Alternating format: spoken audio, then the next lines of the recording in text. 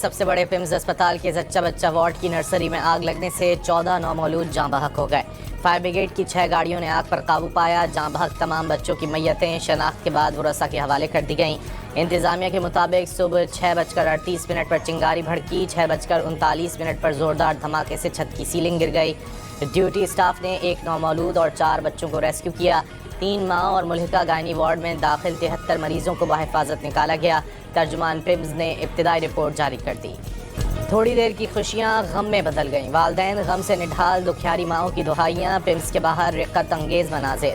کسی کو برسوں انتظار کے بعد اولاد کی نعمت ملی، کوئی جڑواں بچوں کی پیدائش پر خوشی سے نہال تھا۔ رات 4 بجے پیدا ہونے والا نومولود صبح 6:30 بجے ابدی نیند سو گیا۔ ہنگامی اخراج کے دروازے توڑ کر اندر گئے، کئی بچوں کو باہر نکالا۔ ایک بچے کے بدقسمت باپ نے غم کی داستان سنا دی۔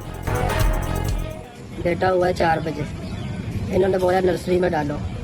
نرسری میں بیٹے کو ڈالا ہے، ڈالنے کے بعد 5:30 پونے 6 بجے نرسری میں آگ لگ جاتی ہے۔ جب آگ لگتی ہے تو انتظامیہ کا کوئی بندہ آگے نہیں آتا، انتظامیہ کا بندہ نظر نہیں آتا۔ نرسری کے باہر اتنے تالے انہوں نے لگائے ہوئے ہیں۔ اندر مرد کو بلائیں، مرد کو بلائیں۔ میں نے کہا کیا ہوا ہے؟ کہتے مرد، میں اندر سے باہر سے مرد کو بلایا ہے۔ میں نے پھر پوچھا، میں نے کہا کیا ہوا ہے؟ کہتے آگ لگ گئی ہے۔ میں پھر اندر بھاگ گئی، میری بچی بھی اندر ہے۔ آگ لگنے پر اسپتال کا عملہ اپنی جانیں بچا کر بھاگ گیا۔ معصوم بچوں کو شعلوں کے رحم و کرم پر چھوڑ دیا گیا، کسی نے بچانے کی کوشش ہی نہیں کی۔ اندر گئی تو آگ پھیل چکی تھی، صرف اپنے بھتیجے کو نکال پائی۔ نچلی منزل پر پہنچی تو گارڈ نے باہر جانے سے روک دیا۔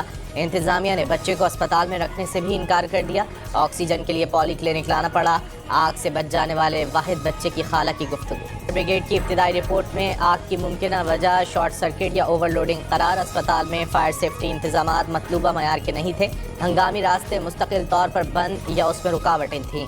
سیکیورٹی عملے نے فائر فائٹرز کی ابتدائی کارروائی میں رکاوٹ ڈالی۔ فائر بریگیڈ کی ابتدائی رپورٹ سامنے آ گئی۔ ذمہ داری تھی اور اس نے اگر کوئی ذمہ داری پوری نہیں کی ہے، اور میں نے آپ کو کہا کہ یہ بات مجھ سے شروع ہونی چاہیے، تو اس ذمہ دار کو ہر حال میں قرار واقعی جو ہے وہ جو کچھ کر سکتے ہوں گے اس کو کریں گے، اس کو چھوڑیں گے نہیں۔